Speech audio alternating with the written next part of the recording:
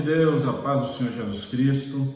Hoje, quinta-feira, dia 5 de janeiro de 2023, estamos começando mais uma leitura diária.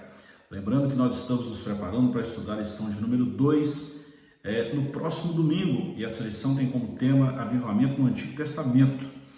Durante essa semana nós já falamos aqui sobre os precedentes do avivamento no Antigo Testamento. Desde segunda-feira estamos falando desse texto aí de 2 Crônicas, capítulo 34, versículos 29 a 33. E esse tema traz aí um avivamento na época de Josias. E dentro desse contexto de avivamento do Antigo Testamento, nós já falamos aí que o concerto real era para guardar os mandamentos santos, foi a leitura de segunda. A ordem divina para reconstruir o templo em Jerusalém foi de terça. De ontem, a abolição de toda a idolatria em Judá. E de hoje, o nosso texto está em Joel, capítulo 2, versículos 23 a 27. E a frase da nossa meditação de hoje é a seguinte: Deus promete abundância e prosperidade ao seu povo. Nós vamos ler esse texto sagrado de Joel, capítulo 2, versículos 23 a 27. Antes, porém, eu quero te agradecer pela companhia, louvar a Deus pela sua vida. Você que é novo por aqui, gratidão a Deus. Inscreva-se em nosso canal, ative o sininho, fique atento a todas as notificações que postamos diariamente. Estamos trabalhando as leituras diárias da nossa lição. Estamos estudando o primeiro trimestre de 2023 e estamos nos preparando para a segunda lição. Durante todo esse trimestre nós vamos falar sobre avivamento espiritual. E na lição de hoje estamos falando do avivamento no Antigo Testamento.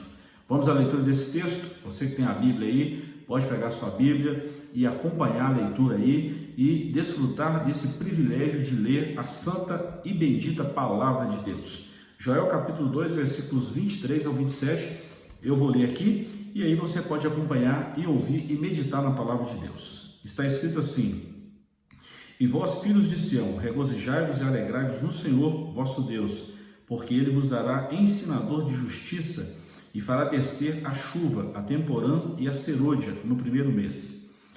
E as eiras se encharão de trigo, e os lagares transbordarão de mosto e óleo. E restituir-vos-ei os anos que foram consumidos pelo gafanhoto, e a locusta, e o pulgão, e a oruga, e o meu grande exército que enviei contra vós. E comereis fartamente e ficareis satisfeitos. Louvareis o nome do Senhor vosso Deus, que procedeu para convosco maravilhosamente, e o meu povo não será mais envergonhado. E vós sabereis que eu estou no meio de Israel, e que eu sou o Senhor vosso Deus, e ninguém mais, e o meu povo não será envergonhado para sempre. Todos nós sabemos a profecia de Joel, um dos profetas do Antigo Testamento, que profetizou sobre esse reavivamento espiritual, e é uma promessa tanto para Israel quanto para nós, igreja, e vai ter um cumprimento também no milênio. A gente sabe muito bem, os versículos seguintes aqui sobre o derramamento do Espírito Santo, a efusão do Espírito, essa promessa do Espírito, do derramamento do Espírito Santo em Joel capítulo 2, versículos 28 a seguir, fala muito sobre isso. Mas o nosso foco de hoje é o seguinte: o povo estava saindo do cativeiro, estava retomando as suas atividades e eles foram consumidos pelo cativeiro. E nesse quebrantamento espiritual, nessa busca de Deus ou a Deus, esse povo então recebeu uma promessa do Senhor. Que promessa foi essa? Que Deus estaria no meio deles. Exatamente porque eles quebrantaram o coração, pediram perdão, e a promessa de Deus é essa: eu vou estar no meio de vocês, e vocês nunca mais serão envergonhados. Exatamente a frase da nossa lição de hoje. Deus promete abundância e prosperidade ao seu povo. O avivamento, ele produz em nós esse quebrantamento de espírito. O verdadeiro avivamento, precedido pela palavra de Deus, ele produz em nós uma busca pelo perdão divino. Nós pecamos e precisamos de consertar nossa vida com o Senhor. O avivamento, ele provoca isso em nós. Mostra-nos, é como se a gente estivesse diante do espelho. O cara do espelho é o pior que tem. Nós não estamos julgando ninguém, nós estamos julgando a nós mesmos. O camarada do espelho, a pessoa que está de frente do espelho, é da pior espécie. Então, quando essa pessoa cai na realidade e sabe disso e busca perdão de Deus, Deus está pronto em perdoar.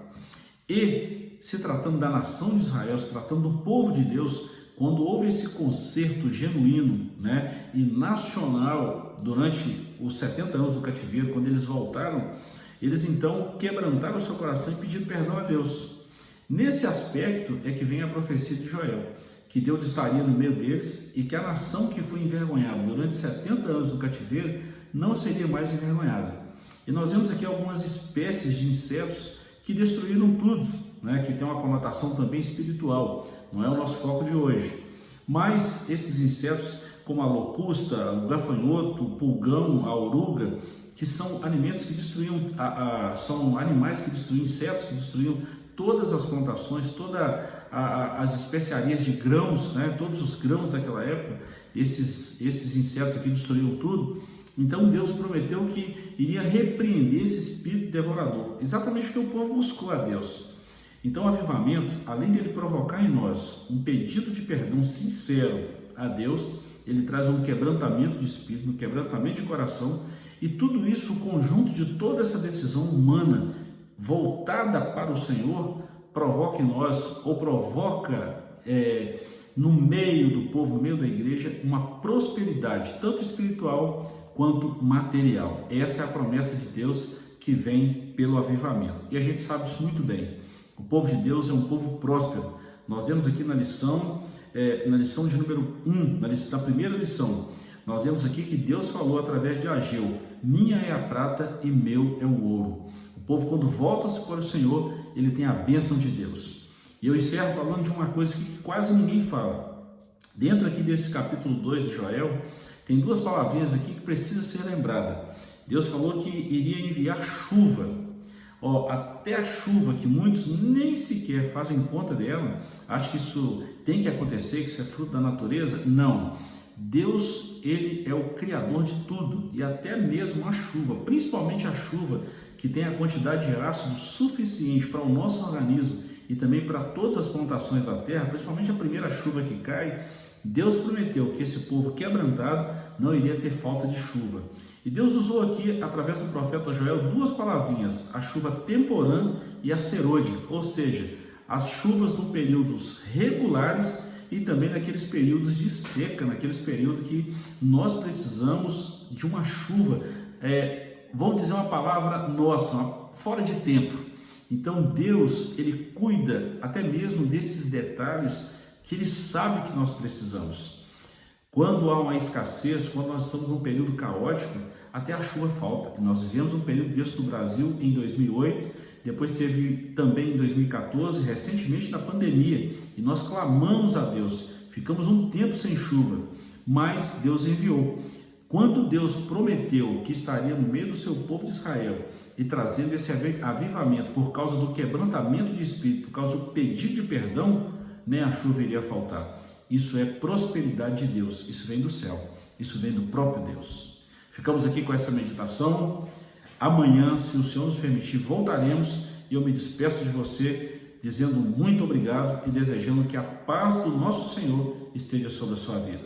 Compartilhe esse vídeo, abençoe a vida de alguém e seja também edificado e abençoado pela palavra do nosso Deus. Até amanhã, um forte abraço.